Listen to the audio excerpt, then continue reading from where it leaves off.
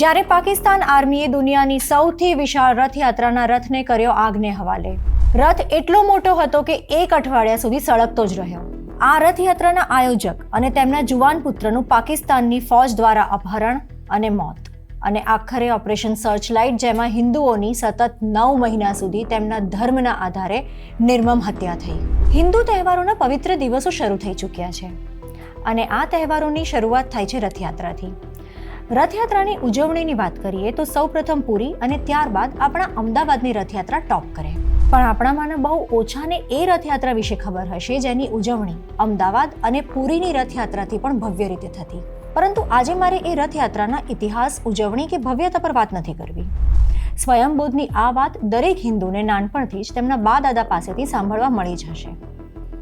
આજે મારે એ રથયાત્રાની વાત કરવી છે જે આપણી પેઢીને શત્રુબોધ શીખવશે કે ડેમોગ્રાફી પર આપણો કંટ્રોલ કેમ જરૂરી છે, આપણું બહુસંખ્યક હોવું કેમ જરૂરી છે.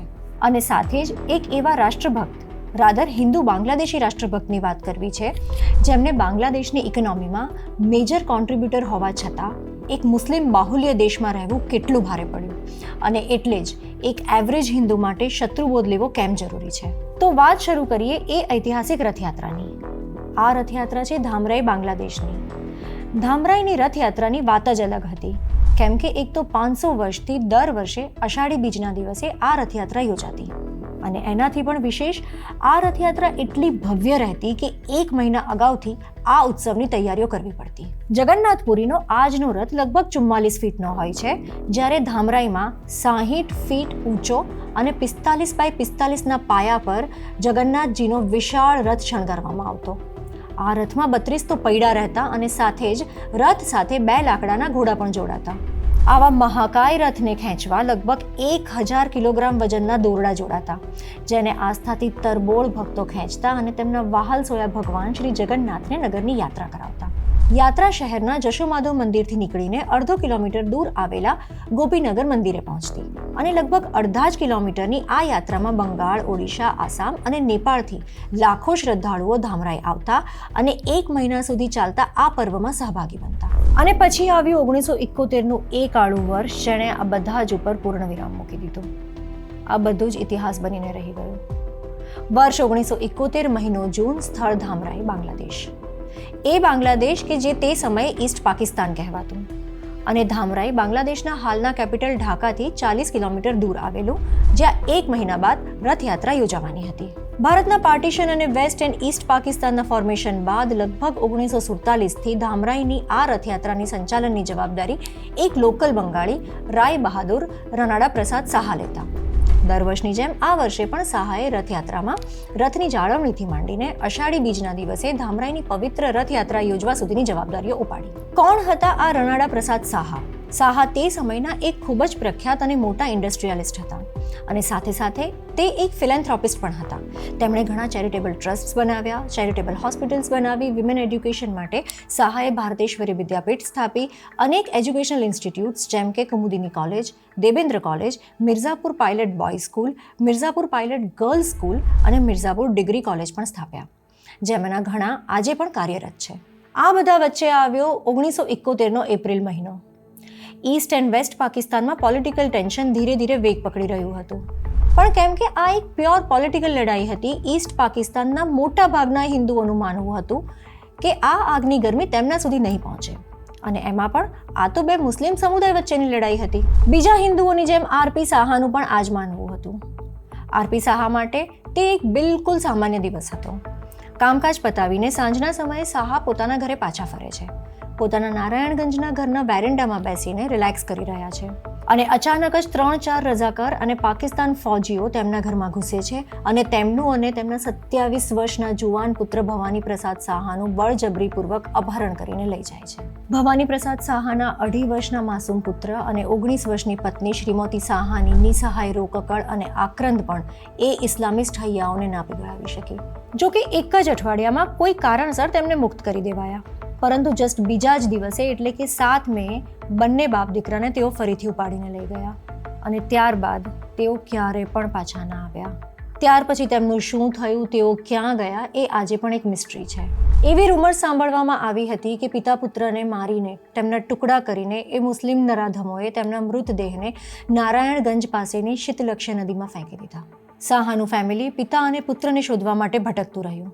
તેઓ ગવર્મેન્ટના અનેક ડિપાર્ટમેન્ટથી માંડીને અનેક ડિપ્લોમેટ્સ પાસે હજારો અરજીઓ લઈને ગયા, ત્યાં સુધી કે ઇન્ડિયન ગવર્મેન્ટ પાસે પણ આશા લઈને આવ્યા કે કદાચ ક્યાંક કોઈ ખબર મળી જાય, કદાચ તેમના સ્વજનોની હયાતીની નહીં તો એટલીસ્ટ મૃત્યુની તો ખબર મળે. દરેક એજન્સીએ તેમના લેવલ બેસ્ટ પ્રયત્નો કર્યા સાહાઝને શોધવા માટે, પણ હાથે ફક્ત નિરાશા જ આવી. આખરે 48 વર્ષના લાંબા સમય બાદ 2019માં બાંગ્લાદેશના ઇન્ટરનેશનલ ક્રાઇમ્સ ટ્રિબ્યુનલે આ કેસ બંધ કરતા એક રઝાકર બાંગ્લાદેશીને ફાંસીની સજા ફટકારી. ભવાની પ્રસાદ સાહાની પત્ની શ્રીમતી સાહાની લગભગ 50 વર્ષની એ પીડા આંસુ બનીને ઉભરાઈ આવી જ્યારે ICTનું વર્ડિક્ટ આવ્યું. The crimes were designed to wipe the Hindu community out of Mirzapur Tangel, which lies a little more than 80 kilometers northwest from Narayanganj.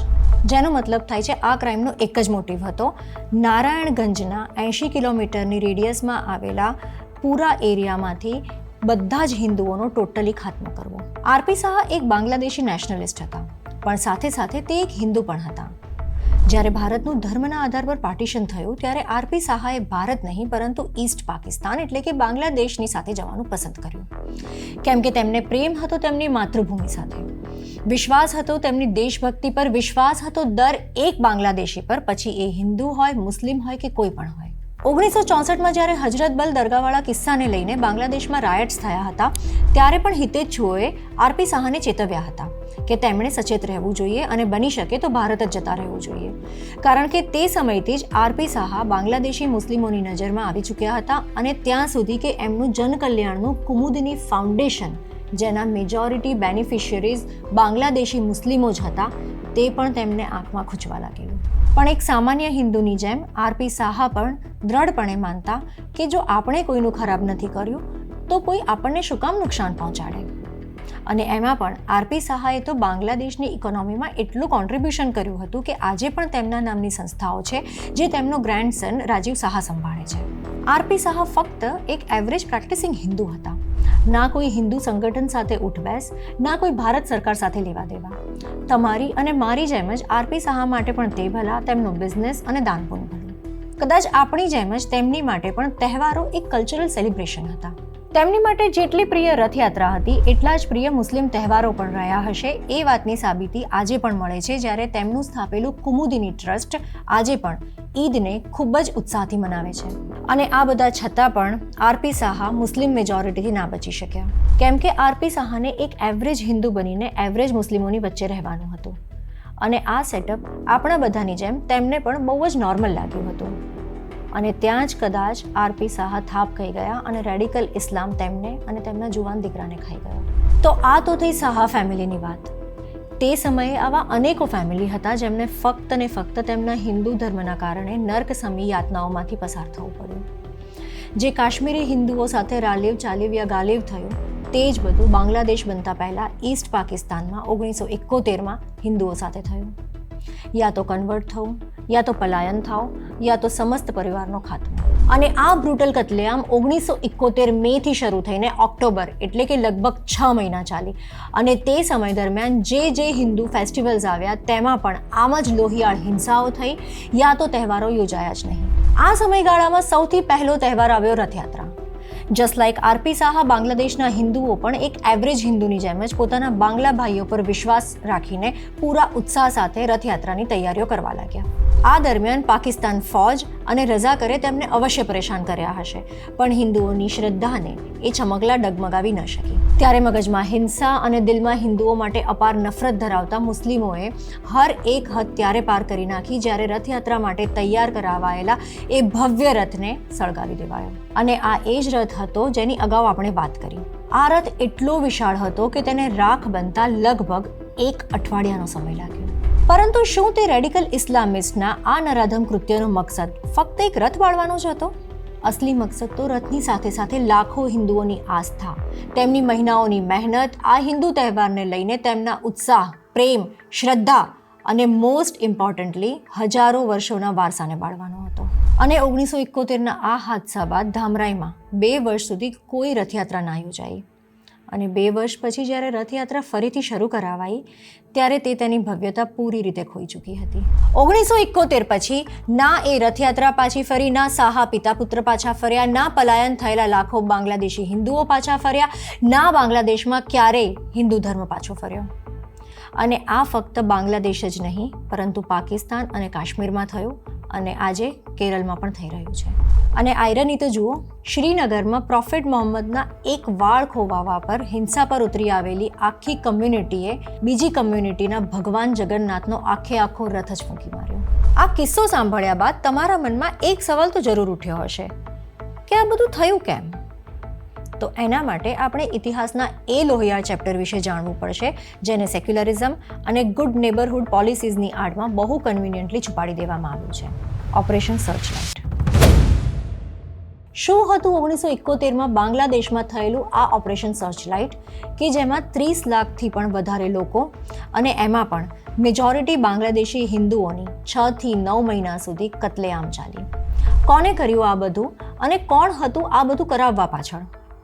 બીજું પણ શું થયું 1971ના એ વર્ષમાં અને ખાસ કરીને એ 9 મહિનામાં? રૂવાડા ઊભા કરી દે એવા આ ઓપરેશન સર્ચલાઇટ વિશે આપણે નેક્સ્ટ વિડીયોમાં જાણીશું અને સાથે સાથે વાત કરીશું 1963ના હઝરતબલ દરગાહના એક એવા ઇન્સિડન્ટ વિશે કે જે ઓપરેશન સર્ચલાઇટનું એક ટ્રેલર હતું. આ સત્ય ઘટનાને ટાંકતો મેઘલસિંહ પરમારનો આર્ટિકલ પણ તમે ઓપ ઇન્ડિયાની વેબસાઇટ પર વાંચી શકો છો. લિંક ડિસ્ક્રિપ્શન બોક્સમાં આપેલી છે. જોતા રહો ઓપ ઇન્ડિયા.